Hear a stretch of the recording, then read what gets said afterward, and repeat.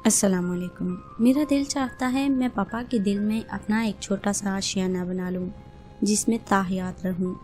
पापा को देखकर मुझे दुनिया जहान का सुकून मिलता है, लेकिन मैं पापा को बहुत तंग करती हूँ।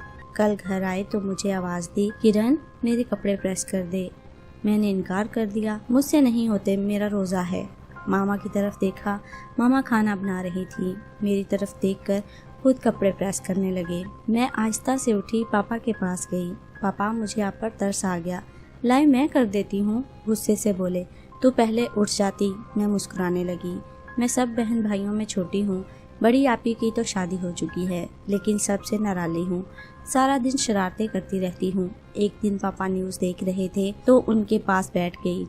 जानबूझकर सवाल करने लगी पापा से, ये न्यूज़ देखकर आपको क्या मिलता है? आप तो वकील हैं, आपने कौन सा इलेक्शन लड़ना है? पापा मेरी तरफ गुस्से से देखने लगते, फिर गुस्से से अम्मी को आवाज़ देते, पागल को ले जा यहाँ से। मैंने मुंह सा बना लिया, अच्छा मैं पागल हूँ पापा। इतना कहकर कमरे में चली गई, नाराज हो गई। डिनर का वक्त था। मामा ने आवाज़ दी, खाना खा लो। मैंने इनकार कर दिया। पापा सब सुन रहे थे, यूं लग रहा था जैसे वो टीवी देख रहे हैं। मामा ने फिर आवाज़ दी, किरण खाना खा लो। मैंने इनकार कर दिया। पापा के सामने खाना पड़ा हुआ था, उन्होंने भी खाना छोड़ दिया। मामा ने पापा की तरफ देखा, आप तो खाएं। पापा भी नाराज होकर बोले, वो नहीं खाएगी तो मैं भी नहीं खाऊंगा। आधा घंटा तक मैं बाजिद रही। मैं जानती हूँ पापा को भूख बर्दाश्त नहीं होती। मामा दूसरे कमरे में जाकर लेट गई। पापा टीवी देखते देखते सो गए। मैं पापा के पास गई और पापा के पैरों पर सर रखकर बैठ गई।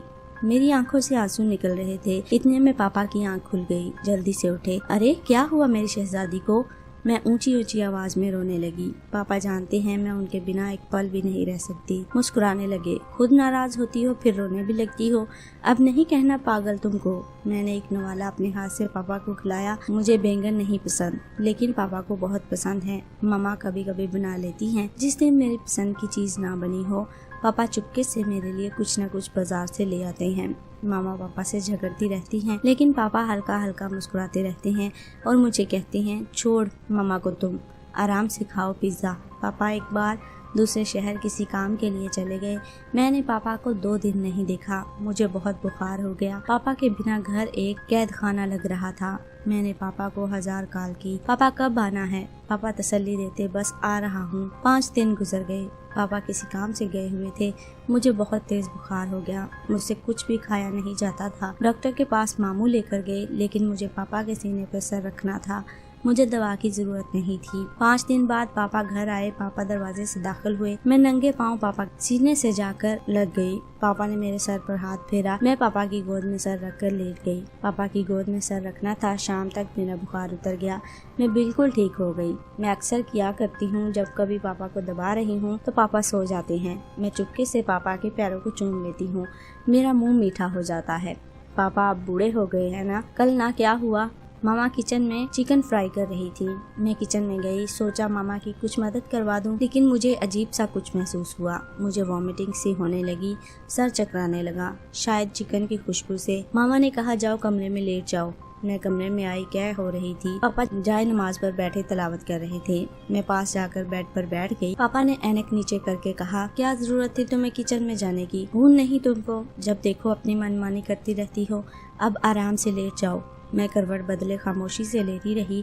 फिर मैं कुछ लम्हे बाद बोली, पापा मुझे अफ्तारी में पेप्सी पीनी है। पापा को तलावत में कोई बुलाए उनको अच्छा नहीं लगता।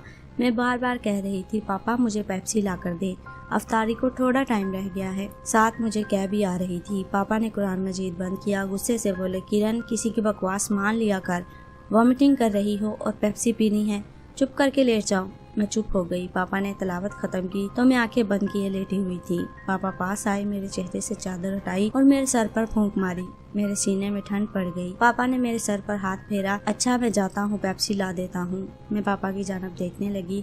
मेरा दिल चाहता है पापा को मोहब्बत कहकर पुकारूं। सब पढ़ने वाली बहनों से कहती हूँ, पापा को कभी रुस्वा ना करना, कभी किसी गैर मर्द की तरफ अपने पापा को दर्द ना देना। मैं दुआ करती हूँ अल्लाह सब के पापा को सलामत रखे और जिनके दुनिया में नहीं हैं उनकी मगफरत फरमाए, आमीन। बाबा से इस कदर मोहब्बत करने वाली कोई शहजादी जब निकाह के बाद किसी की बीवी शरीके हयात बनती है, फिर न जाने कैसे कैसे सितम सहती है। कुछ मर्द तो इतना दुख देते हैं, कोई शहजादी सिसक सिसक कर अपने बाबा की मोहब्बत की धुन में बदल कर रोते हुए जिंदगी गुजार देती हैं, और कुछ शहजादियाँ भूल जाती हैं बाबा की मोहब्बत को और खुद को आज़ाद ख्याल तस्लीम करती हैं, और फिर ऐसा कदम उठाती हैं बेपनाह मोहब्बत करने वाले बाबा माशरे में गालियाँ सुनने लगते हैं। वक्त बहुत नाजुक है, हर कोई दरिंदा बना हुआ है, हर कोई बेरहम है, हर एक खून का प्यासा है। बस इतना ही कहूँगी, किसी को रुस्वा ना करना, बाबा हो या कोई पाक रिश्ता। दोस्तों, आपको हमारी वीडियो ये कैसी लगी? उम्मीद है पसंद आई होगी। वीडियो को लाइक करें। मज़ीद ऐसी वीडियो देखने के लिए मेरे चैनल को सब्सक्राइब करें और डिस्क्रिप्शन में दिए गए लिंक पर क्लिक करें। आपको खूबसूरत सी वीडियो मिल जाएंगी। आने वाली वीडियो तक के लिए हमें दीजिए इजाज़त। अपना ख्याल रखिए। अल्लाह हाफिज़।